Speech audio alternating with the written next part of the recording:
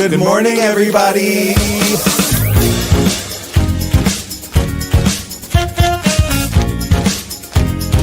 Wake up. Wake up, wake up. In Provincetown. This week featuring Wake Up, Wake Up. Can I have some coffee? Wake up, wake up. Make it strong, please. Hey. Oh. Hey. Wake up, wake up. Oh. No, really, can I have some coffee? Wake up, wake up.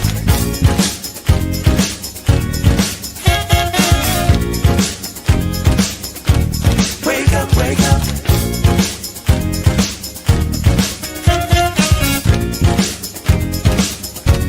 Wake up, wake up.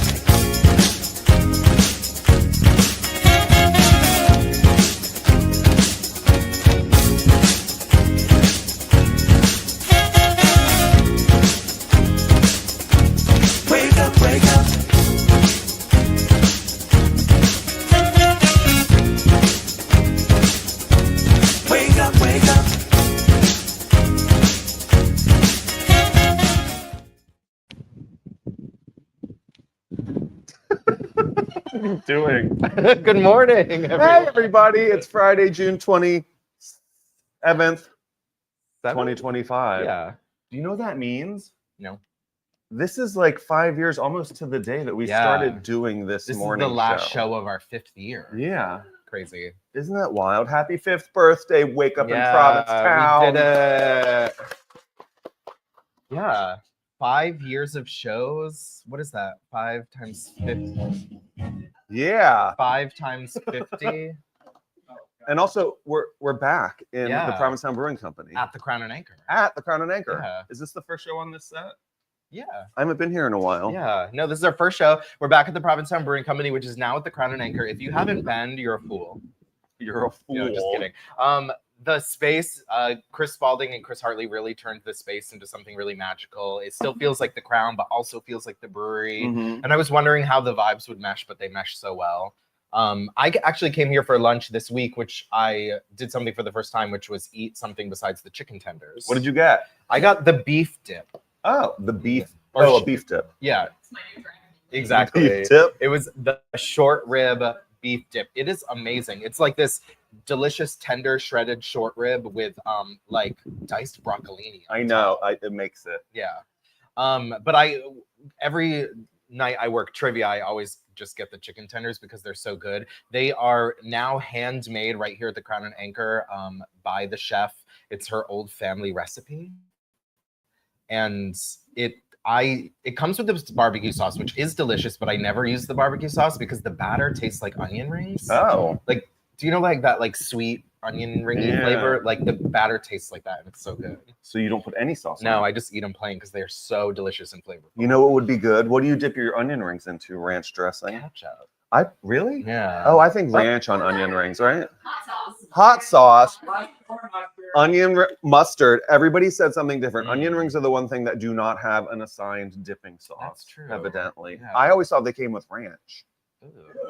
What? Don't ill that. No. Everyone's illing. Everyone's booing and illing. What do you dip yours in? Ranch? Yeah. Oh, If they have it. Mm. Especially a house-made ranch. Yeah. I thought you were going to be like, I had something instead of the chicken tenders. I had the chicken nuggets. No. Because that would be very on brand for you. Yeah. You guys, we have some of our favorite guests of all time here today with us for our 5th birthday. We have State Senator Julian Cyr. No, you have to. Do you know this story? You tell it. There's a talk show on Martha's Vineyard called Tank Talk, hosted by a really lovely man named Bob Tankard. And there's like, It's like Wake Up in Provincetown, but for Nantucket. Martha's Vineyard. Martha's Vineyard. And so it was probably your 3rd or 4th time being on the show. It wasn't your first time on that show, right? I like 15. Yeah. So this Senator Cyr goes on this show all the time. And one of the times he went on, Bob Tankard's like reading off of something and he goes, our special guest today is State Senator Julian Cyr. And then it cuts to him being like, And I'm like, how? How did it happen? Oh wait, who else do we have on the show? We also have Bill Bowers from the Provincetown Theater, just after his sold-out show last night. Did you get to go? You were in a show last night. I was in a show last night, yeah. How did it go? We also have, let's talk about all our guests first. Oh, Yeah. yeah. We also have, from the very first show ever we did at the old Provincetown Brewing Company, the incredible, the diva herself, 1/3 of divas. Qya Cristal. Stop it. No, just kidding. Qya Cristal is here to perform a song that, if you've been with us since the beginning, it's gonna tickle your heartstrings. Ethan, can you pan down just a touch? I'm over here directing. How was your show last night? It was really incredible. I did Wait That's Funny, which is Peter Toto's show every Thursday at the Gifford House. Mm-hmm.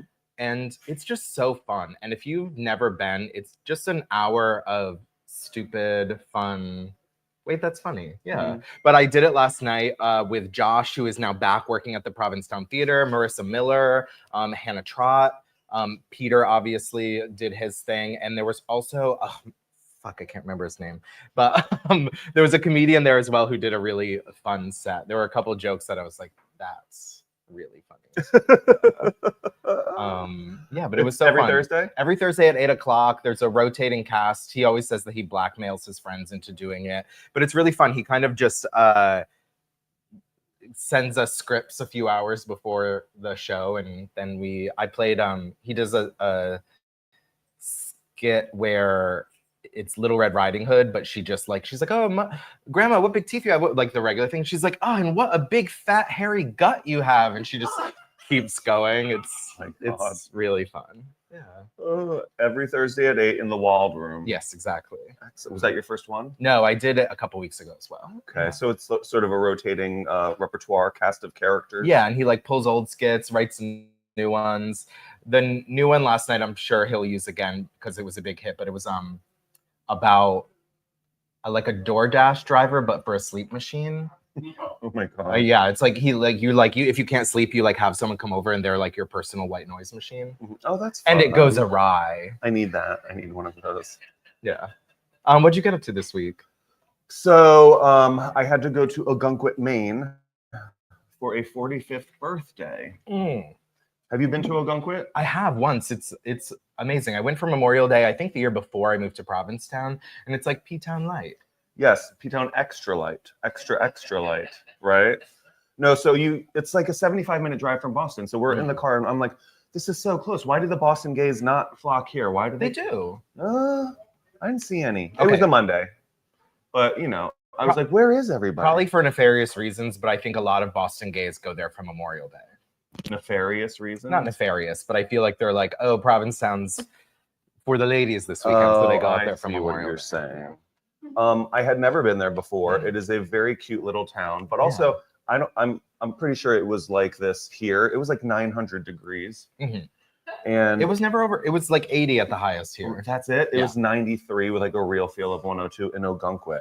And I'm like, I thought Maine was supposed to be cooler than down here, but it's really close to Boston, so it's not really Maine. Yeah. But at one point we had a boat ride there's like a really beautiful cliff walk called the Marginal Way. And it's not even the funny part, God. So the bartender at our hotel was like, oh, it's a 15-minute walk to where you have to catch your boat. It was a 35-minute walk to where we had to catch our boat. And we had to call and be like, hey, we have seats on the 4 o'clock boat, but we're kind of far. Will you hold it for a minute?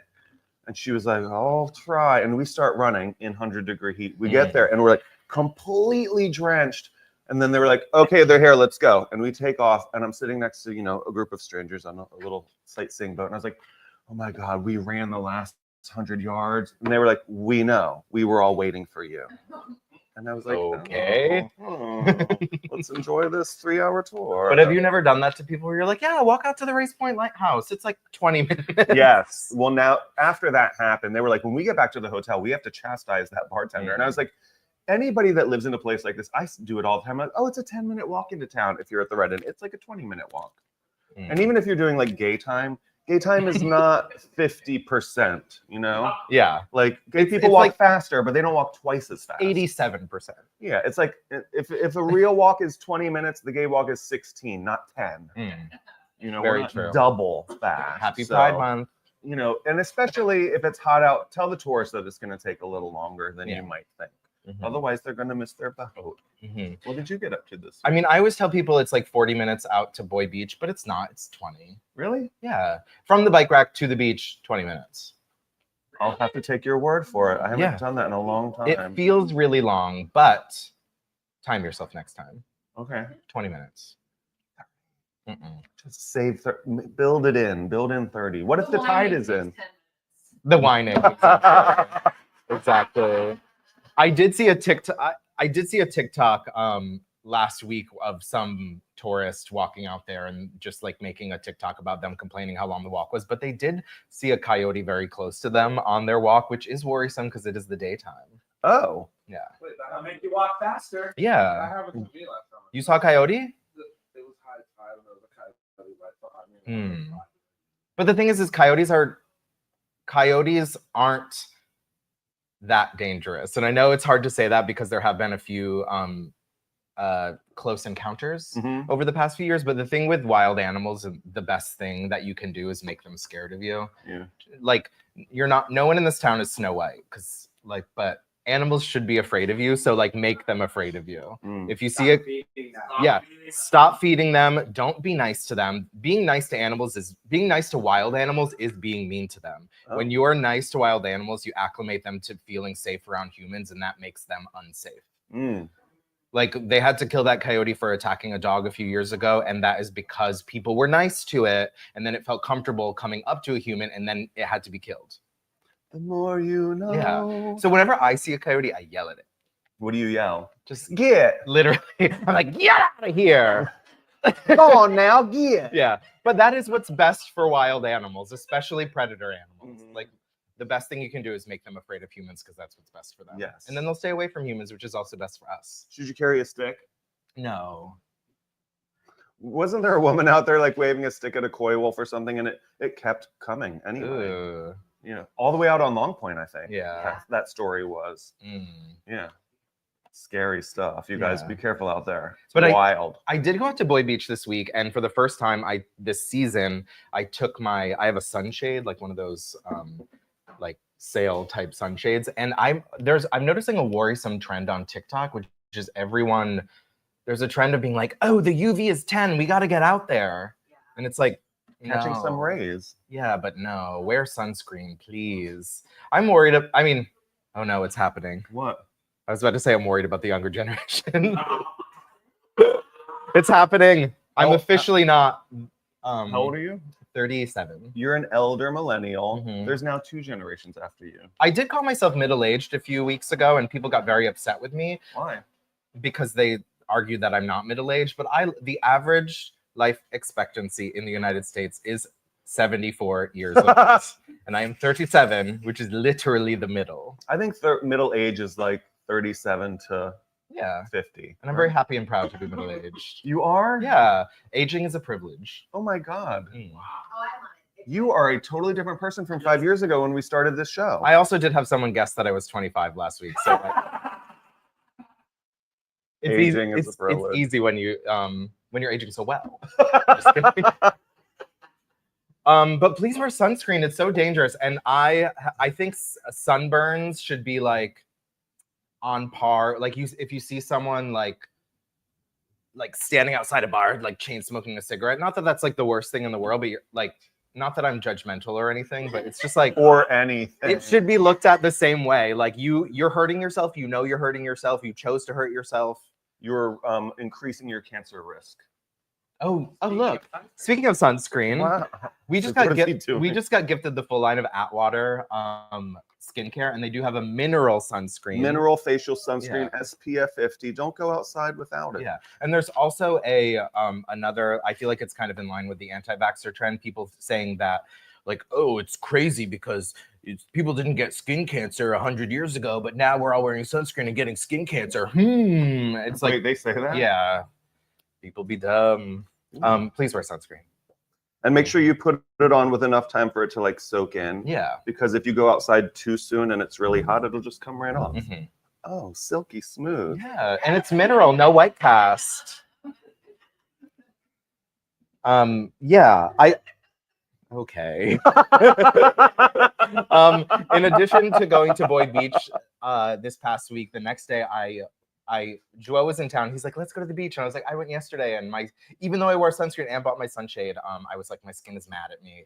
So I was like, let's go to the pool. So me, Joel, and Brittany went to the boat slip pool, which was a ton of fun. Mhm. The food there was really great as well. I got a hamburger. Mhm. Yeah. And also, like, if you love being around kids, that is fantastic. But I do love the boat slip because there's no kids. Adult pool. Yeah, it's an adult pool. There's cocktails. Mhm. Yeah. You laid out on a chair. Yeah, it was great. Nice. Yeah. I saw Jewel last night. Speaking of people who are aging gracefully, he was like, Dad, I'm almost 30. And I was like, how old are you? And he goes, 27. He's 28 now. Oh, 28? I think he just turned 28. Well, he was like, when you met me, maybe I was 27. 20. And I was like, I remember. Yeah. I remember one time, I might have been on the set of this show, like you and I were bickering. And he literally came up, put his hand on me. He's like, Dad, don't act like that. And I was like, childhood trauma, like revisiting, like a scrawny little kid trying to break up his parents fighting. I was like, oh, this is adorable. I'm the dad and you're the mom. Like, yeah, of course, you're Joe's mom. Aww. I also did trivia this past week right here at the brewery, which was a ton of fun. I think we had almost 25 teams. Oh my god! It's getting bigger and bigger, and we're almost to the point where there's no room. Yeah, I think every table in the back, in the front, and out there was full. Oh, in there too, everywhere. Yeah, we have a TV in the back to do the visual rounds, and our lovely voices go out to all spaces here at the brewery. Is it a lot of returning teams every week? Yeah. It's a good amount of returning teams, but a lot of new people. We had it's often the returning teams that win. Right. But we had a brand new team win this week. They were actually called the P-Town Virgins. Really? Mm-hmm. Who was on it?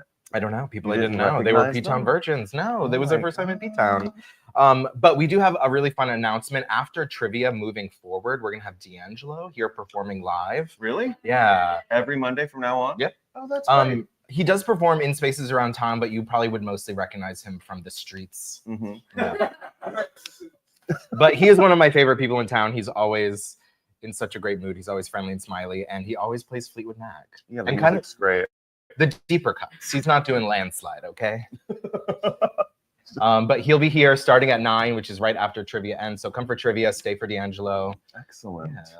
Speaking of Mondays, if you're in town this Monday, June 30th, we do have our cabaret show at the post office at 10 p.m. Mike Flanagan, Christian McCarthy, Ian Leahy, and I will be joined by Delta Miles and Miss Richfield 1981. Work. And I'm going to make Qya come on sometime this summer, too.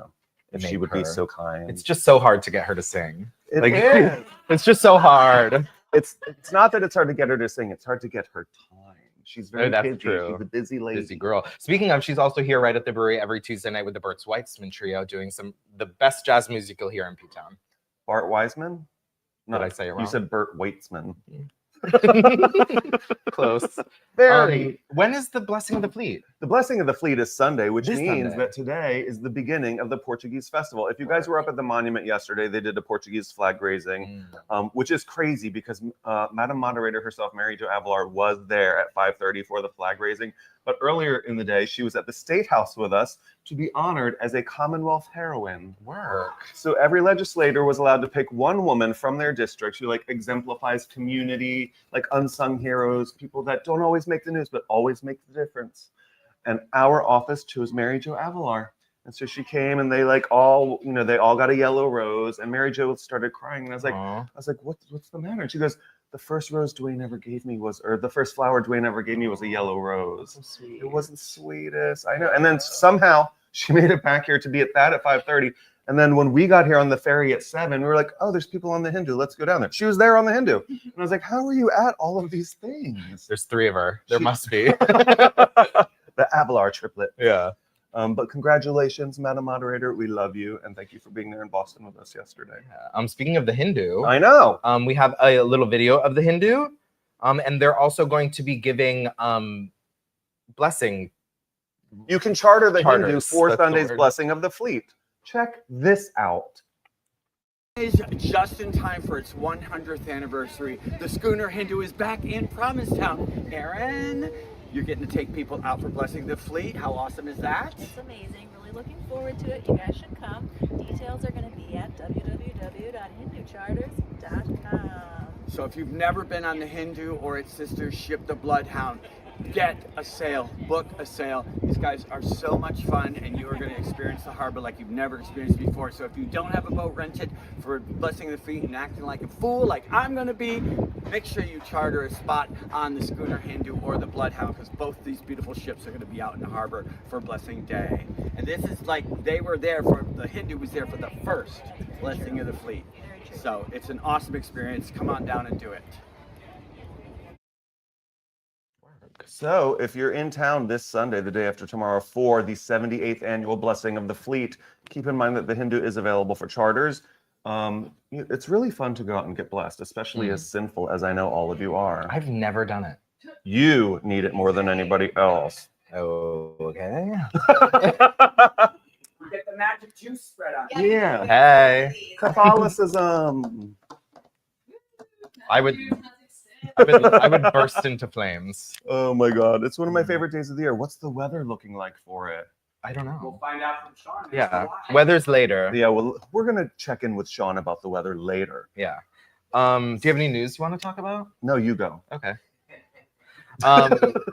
So me and Kristen recorded an episode of the Queer Times this past week, and one thing we did talk about that I also do want to mention here is that President Trump and the Trump administration did cut all the funding for the LGBTQ suicide hotline. There was a specialized suicide hotline, and him and the worst gay person in the world, Richard Grinnell, decided that there was no need for a specialized LGBTQ plus suicide hotline, as there is a general suicide hotline as well. And the thing, like, Kristen was interviewed for a Boston news channel, and she was bummed because she made a point that she was cut from the interview, and she's like, it's no surprise that the pro-life party is doing things like this, and that their people are lamenting that people will die because of this. But then she was also like, that's the point. That's what they're hoping for. I do want to remind everyone, if you do need these types of resources, the Trevor Project, you can go to thetrevorproject.org, and they do have resources. You can chat online. They do have a phone number you can call. So there are still resources available to you. Absolutely. Oh, by the way, I was listening to your podcast on the way home from Boston the other day. What'd you think? It was the mental health awareness episode. That was Thank a really you. good one. So, it was Juneteenth, and the senator and I were stuck in 4-hour traffic from Boston instead of the usual 2.5-hour traffic from Boston. So you listened to all 10 episodes? We listened to lots of it, though. Cute. And that was a really important topic, and I'm glad you guys brought that up.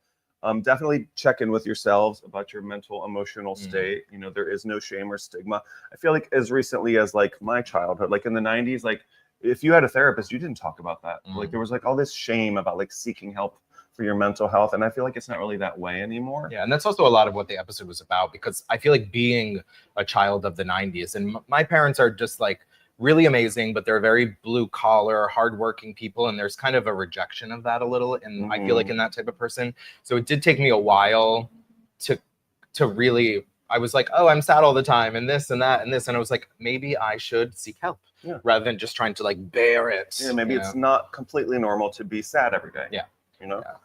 I mean, there's plenty of reasons to be sad. Yes. And that's a lot of what we talked about in this current episode. So give that a listen as well. But you can listen to the Queer Times wherever you listen to podcasts, Apple Music, Spotify. You can also, if you want to see me and Kristen's beautiful faces, you can watch it on YouTube, which is probably where you're watching this. So search the Queer Times on YouTube, hit follow, and give it a listen. It's fun. Yes. It's like a slightly different tone than what I do here. Yeah. A little more vulnerable, I would say. Oh, yeah. Be vulnerable here. No, I'm just kidding. Let's see.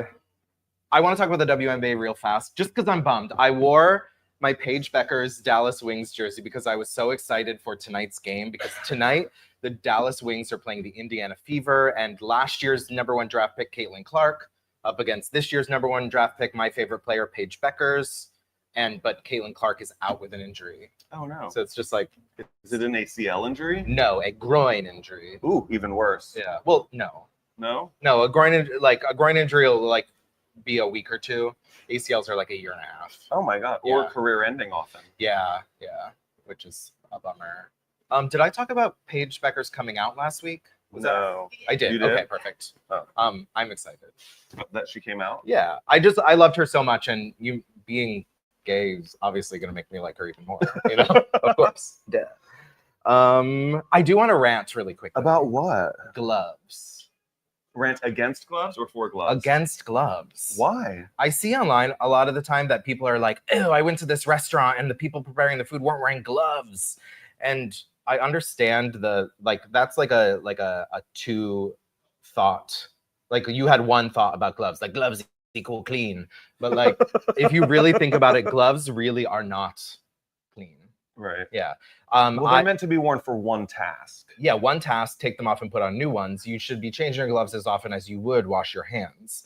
I was somewhere this past week and I watched someone who was wearing gloves touch their credit card swiper, then a raw hamburger, and then cash, and then hamburger toppings, all wearing the same amount of gloves. Making your hamburger? Gloves. No, Oh. no. And it was crazy. And like the thing about bare hands is like you can feel them when you're dirty. Like if you touch a hamburger, you're like, ew, these are gross now. Like you can recognize them and you wash them. But if you're wearing gloves, you're just like you kind of go about your business. Yeah. Gloves are clean hands, but you should replace them as often as you would wash your hands. Yeah. Yeah. Especially if you're touching raw meat. And cash. Cash is like the dirtiest thing on the planet. Mm-hmm. Yeah. It sure is. Yeah. So that's Don't look at me. What else? Are you ranting about anything else? No, I thought think you wanted that's to it. rant about the R&B. no, you were at the R&B. I'm ranting, but no, I'm kidding. No, I don't have any problem. Oh, I did want this past week there was the Democratic primary in New York. And Zohran Mamdani did come out successful. I think he was about 8 points ahead of At least. that sexual predator, what's his name? Andrew Yeah. Cuomo. And as much as I'm excited, I am a little worried just because it feels like the Democratic Party was really pushing for Cuomo after the last 12 years of being like, oh my God, Trump is a sexual predator. We can have him as president. And then they pushed Andrew Cuomo, who is a sexual predator as well. And it really goes to show you that the DNC really is better at fighting progressivism than the right. And I mean, this was a stunning victory, I Yeah. would say, considering the amount of money that was used against him. Mm-hmm.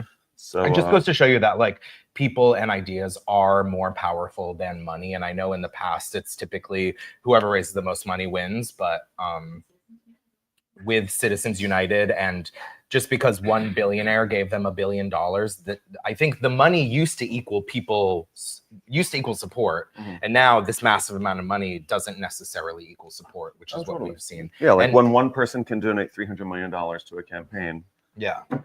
That doesn't necessarily mean all those people are supporting him. Correct. But I do think it's exciting. I have heard that there is an uptick in people interested in running now, and I feel like that's so important. People with new, fresh ideas. And I do think he won because he addressed cost of living in a real way. It wasn't about eggs. Right. It was about actual cost of living, rent, Mhm. things like that. And I'm really excited to see what the actual election holds, because there was initially the idea that Cuomo would still run even if he lost, but I've heard that is not going to. Oh, really? It's Yeah. not? He's out? Because he said he was going to run as an independent, I thought. He said that before the election, but then he really kind of got stomped.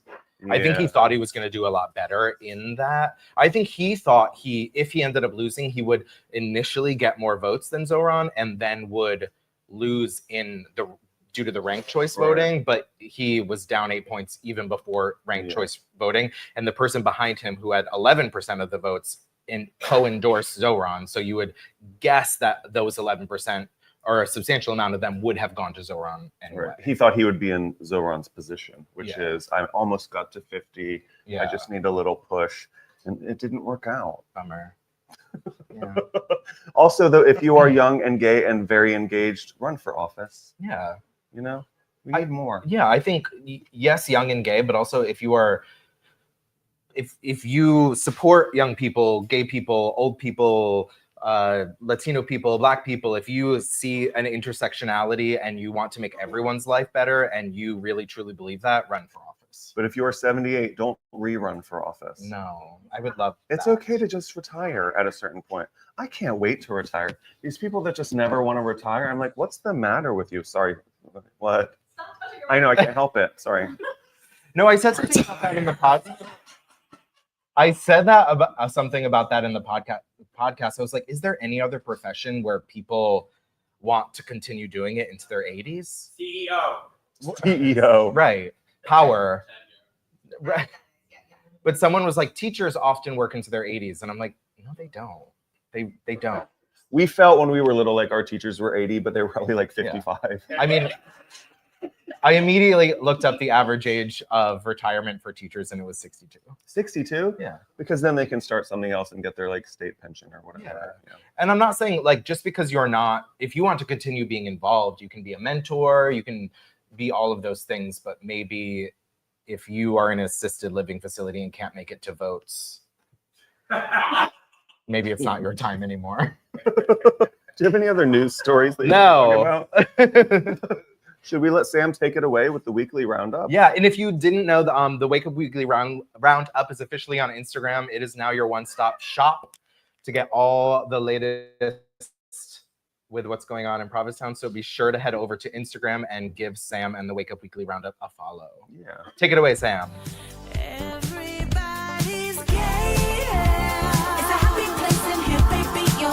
Good morning, everyone, and welcome to the Wake Up Weekly Roundup with me, Sam Sewell, with this new image that I've made because you can find me on social media now at Wake Up Roundup on Instagram. So come check me out, and also feel free to DM me here for all the events that are upcoming. Speaking of events, I would like to give a special shout out to P-Townie because, as you may or may not have noticed, I have taken a numerous amount of screenshots from their calendar, and I find that they have some of the most comprehensive lineup on what's going on in and around town for all the events. So go check them out at ptownie.com. All the things about Provincetown, the news delivered, get connected. Thank you so much to Mike Miller and all the crew over there. It's a labor of love, y'all. We do this for you. And so if you want to support us, please feel free to reach out. Go to ptownie.com. And thank you for sharing our work. Onward. So Friday, as you may or may not have noticed if you're in town, the Provincetown Portuguese Festival is back in town until the 29th with food, music, and the blessing of the fleet on Sunday. And for information on all that's happening, please check them out at provincetownportuguesefestival.com. Also playing at the Water's Edge Cinema this week is F1, the movie starring Brad Pitt and Megan 2.0. And I cannot wait for Megan 2.0 after seeing Megan at the Dive-In. It's going to be campy fun. See you there. And then at the 411 Gallery, they are presenting Land and Sea, opening today with a reception from 7 p.m. to 9 p.m. Go tell Paul Rizzo I say hello. And tonight and tomorrow, It Goes Without by Bill Bowell is playing at the Provincetown Theater. Don't miss this. Get your tickets now at theprovincetowntheater.org. Also, at Pilgrim House, a tribute to Gladys Knight is happening with Lauren Jade. It's meant to be so beautiful, so I would go and highly recommend checking that out.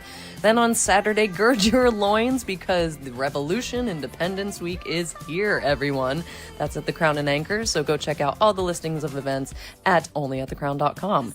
Then on Sunday, check out the Mosquito Story Slam with their prompt, unapologetically high maintenance, which should lead for some very good stories. This is happening at the Gifford House.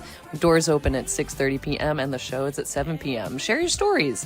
Then on Monday, our very own Bob Keary is back at the post office for Good Night in Provincetown. Always a fun time, and you can get your tickets at thepostofficecabaret.thundertip. Then on Tuesday, this week at the Dive-In, they are doing the sing-along of Wicked. I know there has been some clamoring online for the sing-along, so we're bringing it to you. Please go sing Under the Stars at the Dive-In, only at the Crown, brought to you by the Provincetown Film Society. Thank you, Crown. Also, speaking of movies, I Am a Town is playing at the Provincetown Monument.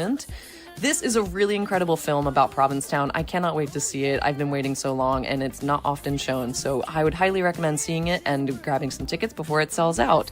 Then on Wednesday, we have a great lineup of events happening featuring Sweet Honey Buckin' 4th of July Rodeo starting on July 2nd. So get your cowboy hats and dancing boots on because this is sure to be a good time over at the Gifford House. And then over at the Water's Edge Cinema, they're playing for one night only a benefit screening of Thirsty, Be Yourself, Be Fearless, all about Thirsty Burlington's life. All the tickets and proceeds go to Thirsty, so get your tickets now. And on Wednesday, Bitch is back in town with Hey Bitch, a musical journey to Planet Bitch, opening July 2nd at 7:30 p.m. at the Post Office Cabaret.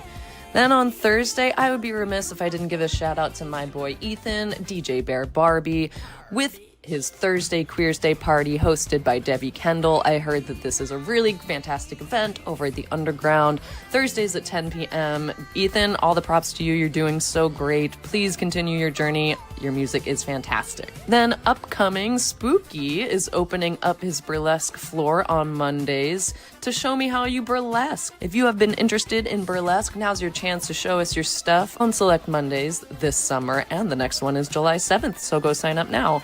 Also, Astroglide is coming up July 8th at 10 p.m.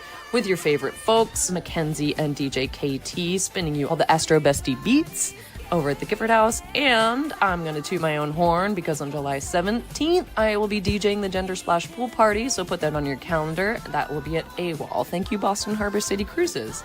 As always, if you would like to have anything promoted, please email me at wakeuproundup@gmail.com, and also check me out on Instagram at wakeuproundup.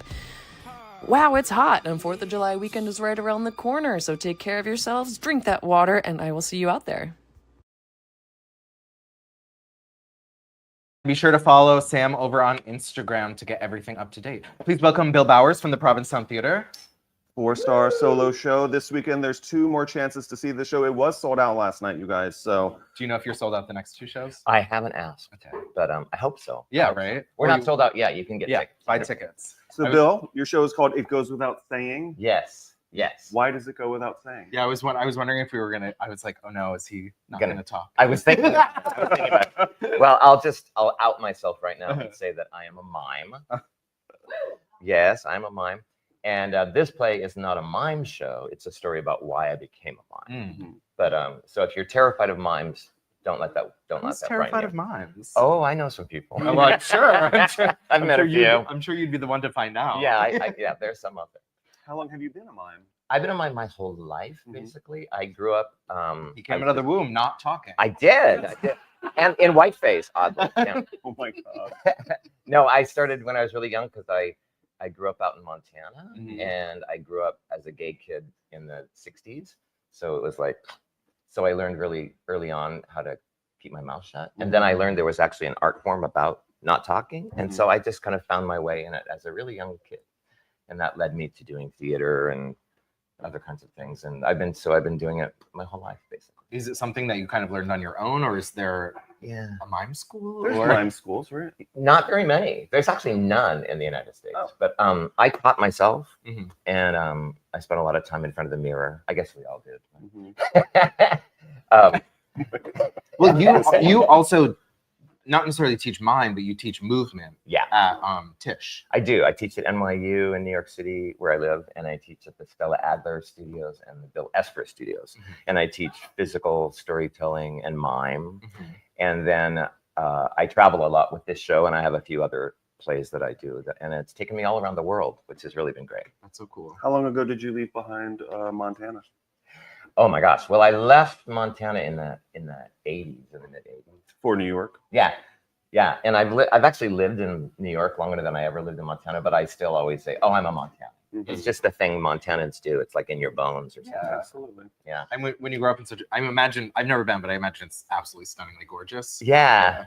And it's really quiet. Mm. So that's another part of this play too. Oh, It's like interesting. the quiet of nature Mhm. and the quiet of being a closeted person and Mhm.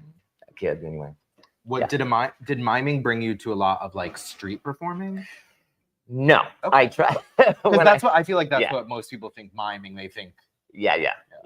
I tried it when I first came to New York. I thought, oh, I'll be a street performer and see if I can make some money. And I was so bad at it. You have to be really like, you have to have a thick skin to be a street performer. And I love them. I love street performing, but I realized, oh, that's not what I do. So I'm more of I'm a concert mime, I would say. Like I like theaters where people want to be there. And yeah. I also imagine being a mime is one of those things that's so stripped down that if you can master it, it opens up so many other things, which obviously is you're a like a motion teacher. Yeah. So to like strip it down to nothing but motion, it like opens up so many opportunities to bring that to your other performing. Yeah. It's a lot of what I teach is about what's the essential that you need. Like what can you say physically without words, and it's also opened up for me the possibility to travel around the world too, because you can take a lot of language away and it's still this universal way of communicating. I love that. Have you ever performed in Provincetown before? No, I've never been here. Well, I mean, I've been here on my own, but I know I'm excited to be here. It's great, and the audience last night was unbelievable. So. I bet. No, they get good crowds up there. Yeah. So where's next after Provincetown? I go back to New York, and then I am performing in Chester, Mass. Mm-hmm. You know where that is? No. Near Stockbridge. There's a theater there called the Chester Theater, and then I'm performing at Great Barrington in Pittsfield. And then in the fall I go to Singapore. Really? Oh. Yeah.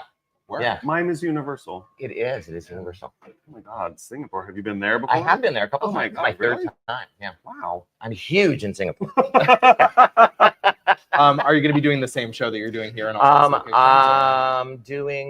I'm writing a new piece right now, so I'm working on that in Chester and Singapore. I don't know which one I'm going to do yet. I'm hoping I'm ready to do this next one that I've been working on, and we'll see. You can always bring this one out if you don't. Right, exactly. I pull it out. That's smart. Are you having any opportunity to have any fun in P-Town? Oh my God, I love P-Town.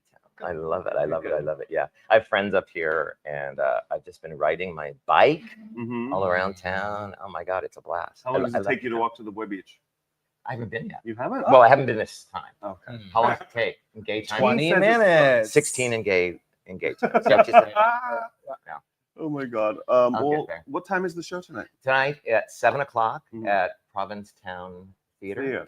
And tomorrow night at 7:00 as well. Yeah. Well, thank you for making some time to come to It's a pleasure. And happy birthday. Thank you. you. Thank you. We're fun. We're this many. That many. You're a mime. Yeah. I was going to say, do you want a mime lesson real quick? Yeah. Okay, put your hand up. When you touch it, it's electric. Okay? It won't hurt, but it's going to stop. Like it, because that's Like like that. bounce back. Yeah, and then it goes like this. And you know this has a name in mime, what you're doing right now? What? It's called. So you're trying to go. Oh, like a physical motion that adds the noise almost. Yeah, so you're trying to make a move that looks like the sound. Like tapping on a screen. Oh. Is the box the main move? It's kind of like, yeah. If you can get the box, then you can you'll get a mime card. Oh, okay. Here's yours. I love this. There's still tickets available. Go to the provincetowntheater.com and get yourself some. Thanks, Thanks for having me. Thanks for miming in this morning. We're going to head over to Mark stopped by the Provincetown Commons and chatted with Celeste and Amy, two of the artists over at the Commons. Check this out. Hey guys, I'm here at the Commons with two artists who have shows coming up. I'm here with Amy Kendall and Celeste Hanlon. I wanted to ask you, are you a woman who is an artist, or are you an artist who makes work from a woman's perspective? And I was pleased to hear that that's how you create your work. Like what inspires you as a woman creating work?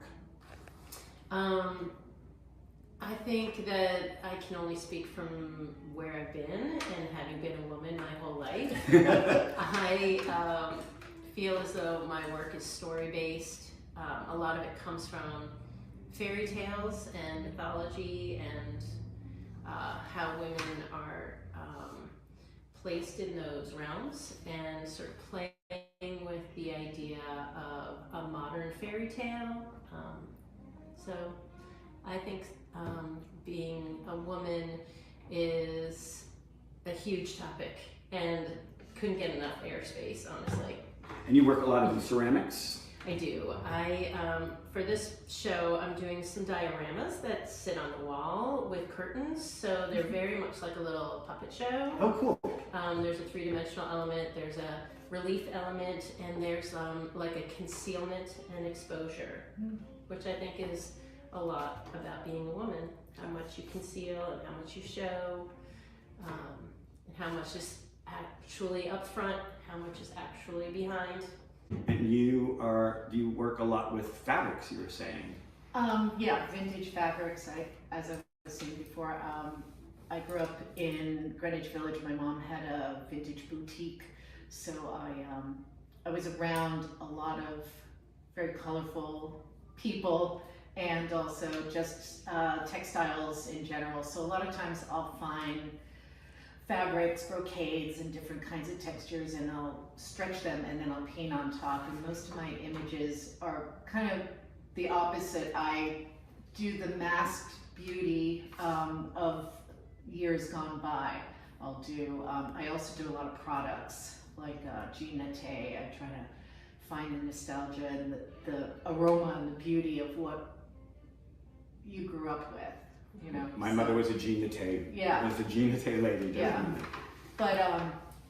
Yeah. But so I find images a lot of times just on the internet of women on the beach and looking at their fashions and their hair and how they presented themselves is a lot different than it is today. What we're considered beauty now with the Botox and the dyed hair. But so it's kind of a commentary of both. So it's interesting that you both work with fabric. Mm-hmm. In a way, we were saying that the common thread, so to speak, between your works would be that. We all know what's going on in the world and whatever, and how people trying to, ridiculous we're saying this, but like trying to erase the contributions of women, and I'm so happy to see that there are artists who are taking that position to be like, no, I'm a woman forward. Mm-hmm. I'm not going to quiet my voice and take it from what you will. Tonight's the opening reception for Celeste's show, and Amy's show opens on July 9th. So check them out and all the other amazing artists at the Provincetown Commons. Back to you, Harrison and Bob. Thank you so much, Mark. Please welcome back from our very first show, the incredible Qya Cristal. Thanks, babe. Of course. I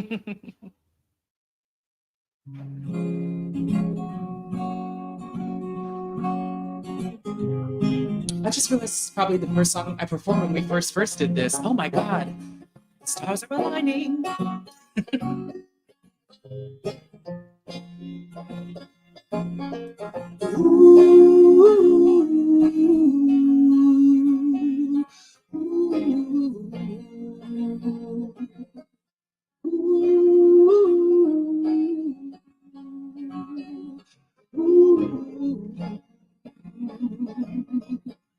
My baby don't mess around because she loves me so, and this I know for sure.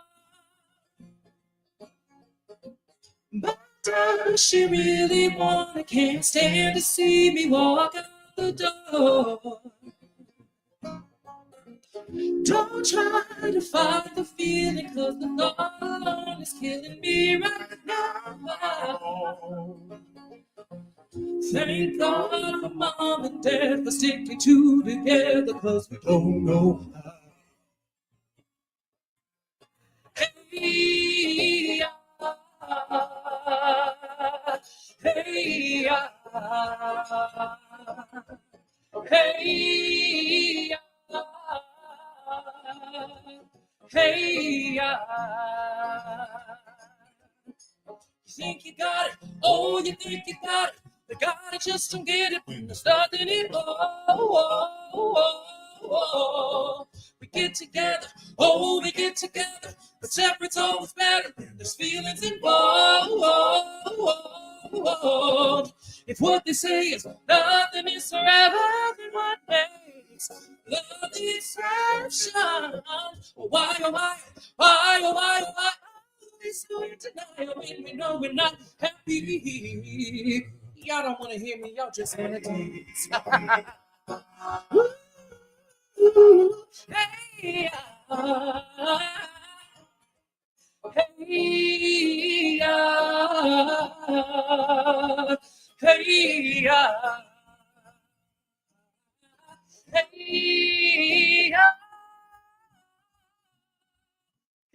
hey,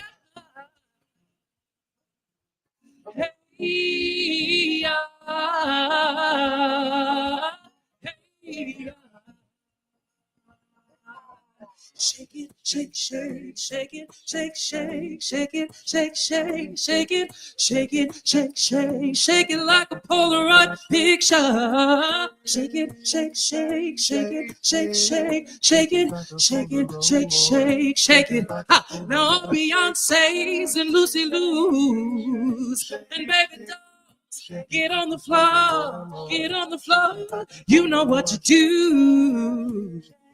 You know what you do. You.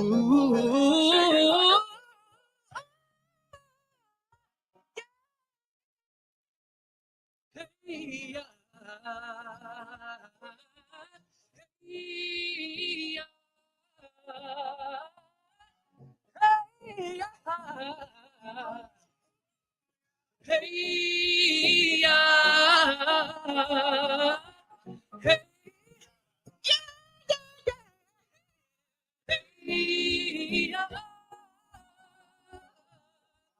hey,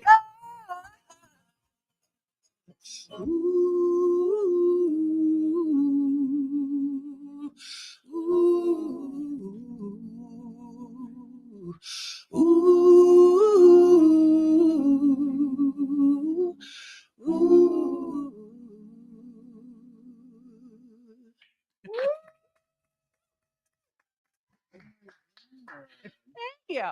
Snatch microphone. You can take a seat. Oh, okay. Wow. Oh, straight from this. Okay, into the. Okay, all right. Let me. Right to a chat. Oh gosh. Okay, let me make sure everything is all. My naughty bits aren't exposed. Okay.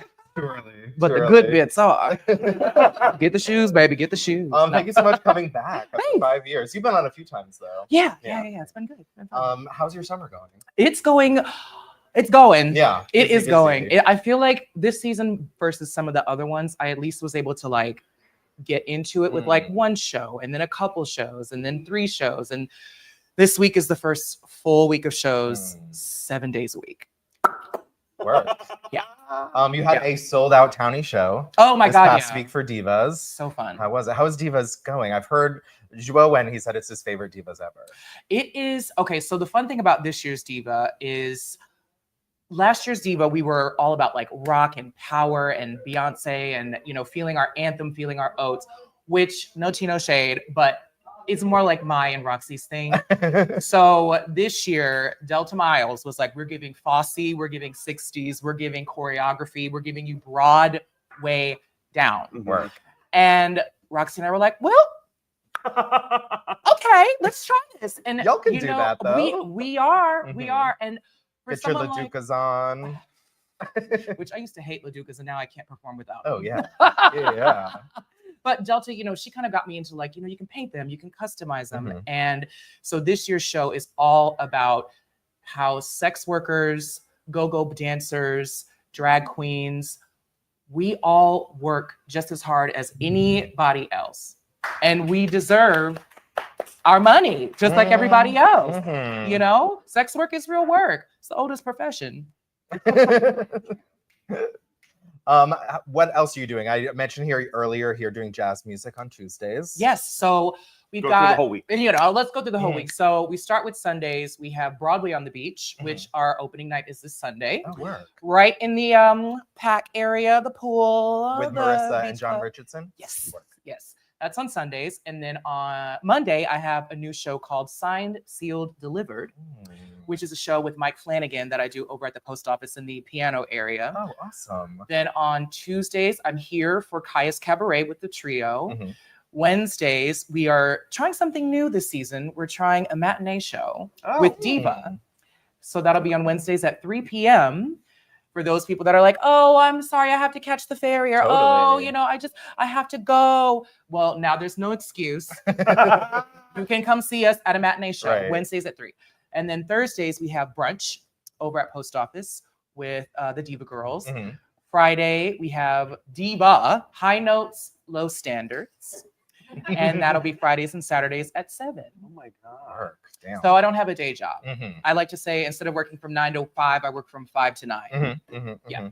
How are you liking barking over at the post office? It's so nice. Yeah. And I'm a queen that I will tell you right now, I don't like barking. No. Yeah. You get to talk to the people.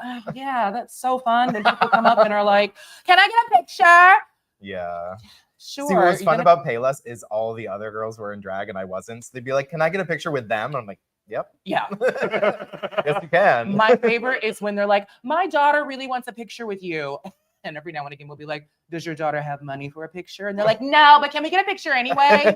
Are you coming to the show? No, but my daughter really wants a pic. I'm like, you're like, well, if you buy a ticket, we do a meet and greet after, and you can take a picture then. Yeah. Picture for the person with ticket. You know. But like it really does work. It Barking does. truly does work. Oh God, yeah. I mean, without it, I feel like, word of mouth really is everything, but there's nothing like seeing some big, sparkly, colorful, and we're usually willing to talk to anybody. So yeah.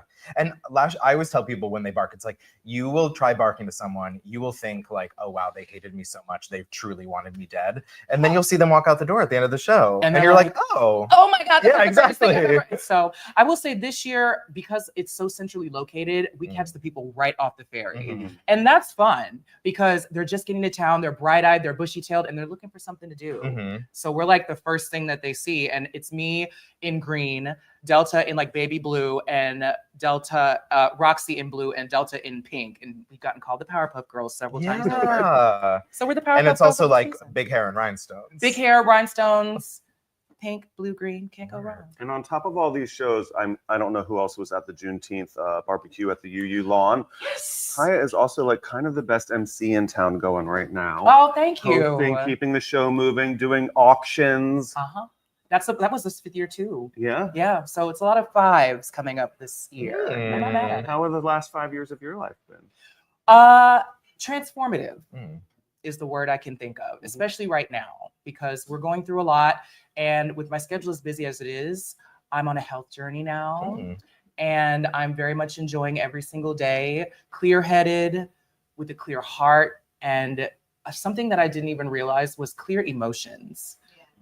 Having the ability to be able to take what's happening, process it in my brain, and then release it back into the world the way I want to, knowing that I'm in full control of that, has been life-changing.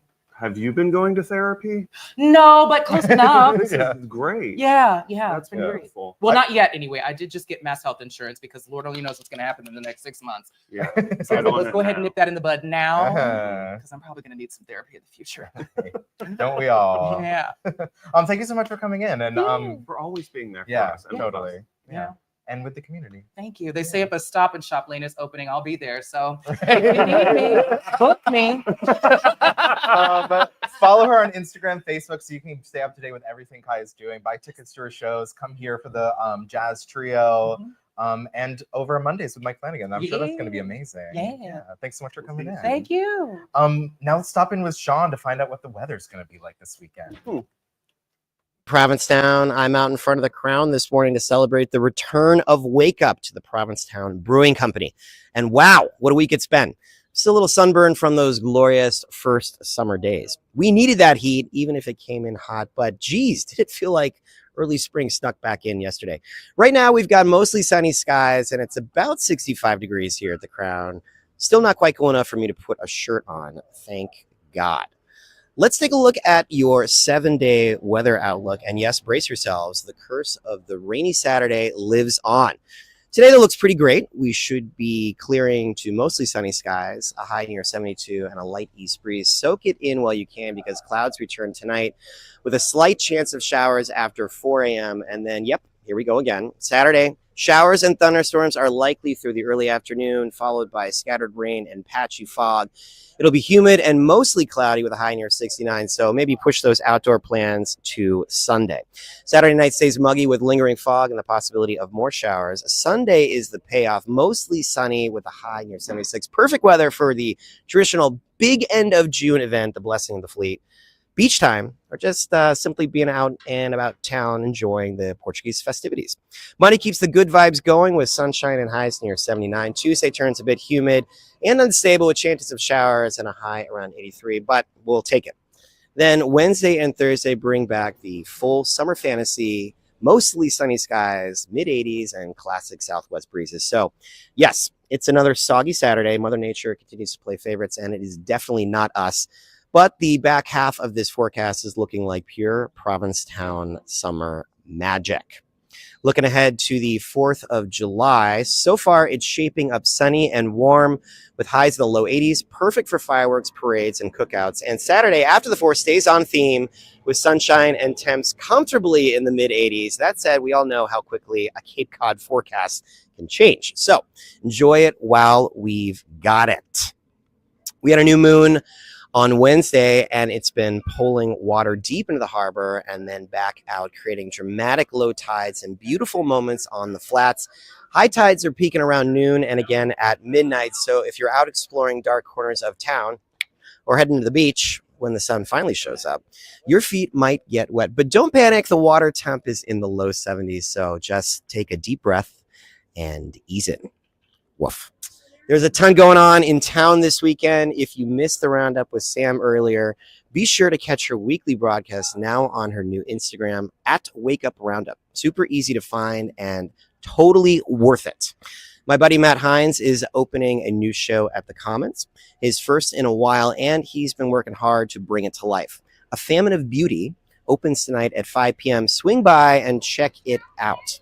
And my favorite neighbor, Eleanor, has an art show at the Vorse House next Sunday, June 6th at 4 p.m. I'll be chatting with her right here next Friday about the show, so stay tuned for that. Finally, you know the drill. If it's Friday, it's Dog Tag Tea. Come find me at the door with my buddy Dale. We'll be handing out tags and welcoming all you weekend warriors. It's gear, leather, and camo day, so show me your best, whether you're serving military realness or just looking ready to report for duty. We've got a full lineup at the Boat Slip for the holiday week, so check it all out at the Boat Slip on Instagram for all the details. That's it for me. I am really looking forward to the big week ahead, but most of all, I'm excited to see this guy who finally gets here on Tuesday night. Have a great weekend, everyone. Stay dry tomorrow. Check off those indoor chores and get ready to enjoy what's shaping up to be a fantastic stretch of summer weather. And it feels so good to say this. Guys, back to you at the brewery. Thank you for that very thorough and informative weather report, Sean. Please welcome Senator Julian Cyr. You said it right. Yeah. How are you? I'm good. Welcome back. Happy 5th birthday. Thank you. You've Right? been with us since the It's beginning. probably I 20th time remember. on the show. No, I mean, so this was what, June, July, The first week in July. First week in July, 2020. I mean, a radically sort of different time in many ways. I remember being on a hike with you sometime in the spring Oh, yeah. of 2020. The only time we could hang Me out. and Benji. Me and Benji were on some hike and some beautiful. Fox. We went to Fox Bottom Fox in Truro. Bottom, This that's like right. total, it's kind of like a little secret spot. And actually, there used to be all these kind of fabulous old like They took old them park down? park installations they have since took down. And I remember, I just remember that's being on where the coast Benji of used Truro to take hearing all about his this. nudes. Oh, I know, you're right. I showed him those spots. And look at you now, 5 years later. Who would have thought? I mean, you were, an ageist millennial. Now you're middle aged. Still ageist. Now you're a public employee. Things have gotten wild, but no, I mean, it's been so cool to see, this little show really become, I think, a real lifeline for people to connect with this community, whether they were, at their homes around the corner or all across the country and the world, and to really see this kind of grow and blossom and all the different hosts that you have now. It's been really sort of cool to see. And I think I was on the second or third show. Mm-hmm. I kind of had to go after like, Donna Brazil, Brian Sims, and then I was like, second tier. But, Well, you were there helping us get through a pretty major health crisis, public health crisis. Right. In the 5 years of this show, A few of them. We've had a few of them. We had COVID. Then remember the Delta outbreak the next summer when like there was a moment where I was like, oh, Provincetown may have created like a new strain of COVID. Yeah. That was I not actually think it was true. me downstairs at Governor Bradford for Bag Bash. Oh wait, the July 4th when it rained. Yeah. That whole. Oh, but what we yeah. really figured out, right, was actually a place like Provincetown, which we're just really good at health-seeking behavior because we've had to be. We've lived. This wasn't our first epidemic. Right.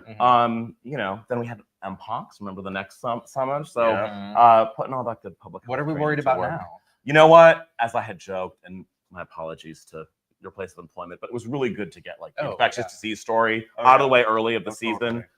You know, and so I'm really hoping that, you know, don't have to be back on national media talking about some sort of crisis on Cape Cod, but it's Cape Cod in the summer. So, you know, as I told you a couple months ago, to the whole world. So if there's anything happening in the world, it's going to happen here. Well, and I think the media is also in part like the media vacations here. So, you know, anytime there's a health outbreak or maybe a plane load of Venezuelan asylum seekers or God knows what else, you know, we try to respond and we try to represent Cape Codders and Islanders and our values and, you know, this really special place that those of us who make a year-round life get to live in, and we try to do that. Yeah. How's things been with you? I'm tired, right? If this is the end of Pride Month, and if you are a professional gay, Pride Month has really become a gauntlet, right? It used to be like, oh, we have like a Pride weekend. Now we have Pride. We not only have Boston Pride, we have Provincetown Pride. We have Lower Cape Pride. We had Lower Cape Pride for the first time. It was incredible. In Orleans, downtown Orleans on Main Street, walking with my family, with Representative Hadley Luddy from the Snow Library, you know, kind of around Main Street. We have a Pride on Martha's Vineyard. There'll be a Cape Cod Pride. But anyway, we had a big Pride. We had a fabulous Pride celebration at the steps of the State House with the governor and a phalanx of legislators. And the LGBTQ resource fair. We did that. I wore my short suit. So by the end of this month, right, I'm a little tired, and we've been working hard, right? I mean, this is, if you look at what we're up against with this current federal administration, I think we're really trying to meet the moment. Just yesterday, the Senate passed very comprehensive legislation to expand our SHIELD law. So in the wake of the Dobbs decision in 2022, Massachusetts was the first state in the country to pass a SHIELD law that protected access both to abortion care and to gender-affirming care, for healthcare for trans folk. We now need to update that, given the environment in Washington, given the really hateful, vengeful policies that we're seeing against women, against trans folk, against LGBTQ people. So we just did that yesterday. We did our budget. We're doing a lot of things. So definitely looking forward to, well, we don't have a break yet, but looking forward to when we do get a break in the summer. August, right? August, the legislature does take a bit of a recess. And for a kid who grew up waiting on tables and like working all of August, it's still a bit of a fantasy when that happens. But we've got a ways to go. There's also the first week of August. There's a huge conference that we're hosting. Yes, we're hosting the National Conference of State Legislatures. It's coming to Boston for the 50th annual summit. I somehow got roped into like being on the host committee and throwing the party. So when the Senate president asked me to lead this for the Senate, I was like, Madam President, you do know what a sacrifice it is for me to leave my district the first week in August. My constituents very much want me to be on Cape Cod. We need you in August. We need you throwing ZD parties. ZD night, Bear Week's coming up. We do 2 ZD nights. I think folks know what the ZD nights. Yeah. Like we do a big pasta party and make, like, my friend Leon and I make it's really fun. 24 pounds of pasta, and the Bears eat all of it. Of course.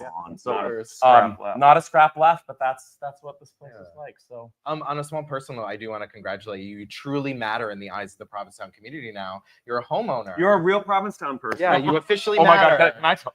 Should I tell? Yes, you have to. Oh my God, my apologies to the person who said this to me. So I've been working with my dear friend Sandy Milano, who's been kind of my bestie, political fixer. She's also a realtor. She's incredible. Sandy Milano. She supports the arts all over Provincetown. If you want to buy a house or bury a body, as I like to say, call Sandy Milano. Sandy, though, so she's been working with me for like 5 years to try to be able to buy something. Actually, I made a big mistake because in 2020, I should have purchased this gorgeous little place. I did the same thing. We were I was looking just before, like winter of 2020, I was looking at a place and I was like, you know what? I'm going to wait one more summer and make some more money. And then that place that was $300,000, then it's now $900,000. Oh, yeah, no. Same girl, right? And so finally But got we it need together. more Airbnbs. Stop it. Not at all. We met with them. Well, we met with them recently. I didn't meet with them. They met with them. But anyway, so I finally got it together to buy something, closed on a 413 square foot condo, which is, probably small, like a third the size of this room. Anyway, I'm at the closing, and it's a big deal, right? Like 39 years old, and finally being able to, have a dream of being able to own a tiny little postage stamp. and the person, the notary who's finishing things out, when we finish the whole thing, we're walking out, and he says, "Hey, congratulations, you're a real Provincetown person now." And I'm like, isn't that real Provincetown person? Like, I fucking grew up here. I was born here. I spent more years of my life serving all these people. I now dedicate my life to representing this. Like, real? Like, what more does it take to be real? People, like, now I'm part of people really think that. Well, now I'm part of I'm just now part of the real estate industrial complex here, So it's like, anyway, I mean, I think this is where, and what I'm so hungry and eager and proud to be working on is this housing crisis, right? Because we have a housing crisis across Massachusetts. Nowhere is it worse in Massachusetts than in my district, Nantucket, which I represent, Vineyard, here, and we are trying to do everything we can to figure out how do we sustain a hope of a year-round community. Because the truth of the matter is, the two of you and everyone working on the show, you would not be able to come here and make a life here because of our housing crisis. The only way someone like me is able to be here, right? My family has a foothold here. So we've done a lot. We have this whole seasonal communities initiative that we put into law. We're working now to get the resources, the revenue from a transfer fee to fund this. But housing, you can't be a queer artist colony if queer folks and young folks and artists can't afford to live here. Right. And so this remains my top priority ever since, the now 9 years I've been in this job. We're making kind of slow, prodding progress. And, really a big shout out genuinely to Provincetown. I represent 19 communities. And no town has done more and shifted more resources in the last several years than the town of Provincetown on housing. And it's really been sort of impressive to see really that sea change as people can begin to understand what is at stake for this place with housing. So it's housing, protecting LGBTQ people, doing a whole host of other pieces, mental health. We were talking about 988 and Trevor Project. We were just meeting with the Trevor Project yesterday, trying to figure out how we can bridge those resources here in Massachusetts. Because they were saying, like, as the federal hotline falls away, the Trevor Project, they were like, we're up 500% on calls because people are afraid that, now we are one of fewer resources. They were also up 30% the day of the election. Like, from the election on, there was like a huge skyrocket in calls. Like, it's pertinent. Trevor Project gets about 900 to 1,000 calls from young people in Massachusetts alone every month, right? So we've got to figure out how do we, and we're doing this in sort of every sort of policy area we can. How do we protect our residents in here? How do we really defend what our Massachusetts values? That we're not going to compromise our values of what I think has really led to the success of the state. And look, notwithstanding housing, which I think we've really failed on housing policy in a lot of respects. But a state like Massachusetts, we have done so many things right. We're the number one economy in the country, number one in education, number one in healthcare. So much is going well here. We've got to fix housing. And I think a lot of that has been, we don't have time to go into the history of how we got here on housing, right? But local control has been a bit of a problem. But really, I think we're very committed in the Senate and the House with Governor Healy, is that we're going to defend what makes this Commonwealth great. We can think about that today, right? This is just the day after the Obergefell decision, right? 10 years. It's also my sister and sister-in-law, Devin and Marissa, their 10th wedding anniversary. Today, right now. They got married. They got married like the day after day. Obergefell. Wow. I shared this really sweet moment with my nephew this morning, who's 6 years old, and it was just kind of like, he's just kind of getting a little aware of like the world he's living in. And I was like, hey, Kian, this is like a big, this is a big day. It's like your mom's like anniversary. I was like, what happened 10 years ago as well? And this is when marriage equality could happen for like everyone in the country. And I was like, 20 years ago, it was when Massachusetts was the first state in the country. And you could see, it was like, what? They you could see the little wheels in his head turning, kind of beginning to sort of understand that. the world that we live in today didn't just exist, right? Had to be made possible by the people who've gone before us, right? And those of us who've been involved in that now. So, look, this is an incredibly challenging, tough moment. I feel so grateful to be able to live here in Provincetown, to be able to represent this very special corner of Massachusetts, and to be in a state that is, not going to deviate from who we are, and is not going to demonize vulnerable people in our society and our Commonwealth. Thank you. Thank you. And congratulations. I mean, this is pretty cool. 5 years in. I mean, a lot. You also have a fundraiser coming up. I do, July 11th. So, politics, unfortunately, if you're going to elect a young queer kid from a small town on Cape Cod, it takes organizing, it takes resources. So Friday, July 11th, my friends Philip and Josh, who own the Causey House now, have a fabulous little garden party. It's 4 to 6 p.m. I think it's 436 Commercial Street. 4 to 6 p.m. garden party. Everyone is welcome. We appreciate contributions. We appreciate just friends being there as well, and really want to sort of celebrate and appreciate this magical town and community. So thanks for the plugs. Speaking of Sandy Milano and Zoran Mamdani, you knocked on a lot of doors 9 years ago. We did. When I first ran for office I announced in November 2015, and then we were basically a 13-month campaign. We knocked 20,000 doors when I first ran in 2016. And then in 2018, when I had a really competitive re-election campaign, we knocked 25,000 doors, which was really, I know folks here in Provincetown are like, oh yeah, I think we think of you as ours. Yeah. Well, yes, and I am yours. You don't have to knock doors if you don't. Just go to tea. Actually, I love it. You know what? Provincetown has actually one of the highest density of Democratic voters you can find in Massachusetts. Oh yeah, it's like 93%. I always love going out. Yeah, it's something. We're always like inching out Cambridge. But 9 years ago, when I first ran for this job, right, I was a queer kid from a small town on Cape Cod. My family is well known out here. But these are little towns. Yeah, right? My district's 180,000 You'll never be a bigger people. celebrity than your mom and dad. Never, That's the one. never. I am a poor shadow of Adrian my fabulous. Yeah, I'm Adrian Slemmer. Yeah. So, anyway, I love being in this place. I love you boys. I'm so proud of this place and your whole team, and we're gonna have a fun summer. Yeah, we are. A big thank you so much for coming in today. Of A big thank you to our sponsors, the Crown and Anchor, the Provincetown Brewing Company, the Provincetown Inn, the Boat Slip, PTV, Provincetown Tourism, and the PBG. Yeah, way to go. I nailed it. Yeah. We also need more sponsors. So if you are connected to a local business, or there's also other ways to donate if you're not through a business, reach out to, you can email us at wakeupinptown@gmail.com. You can reach out to me on any of my socials, Bob on any of his socials. Yeah. Thank you guys for waking up at Provincetown. Wherever you are. And we'll see you next Friday on July 4th. Wow. Oh my God. Yeah. Summer's going by too fast. Bye, y'all.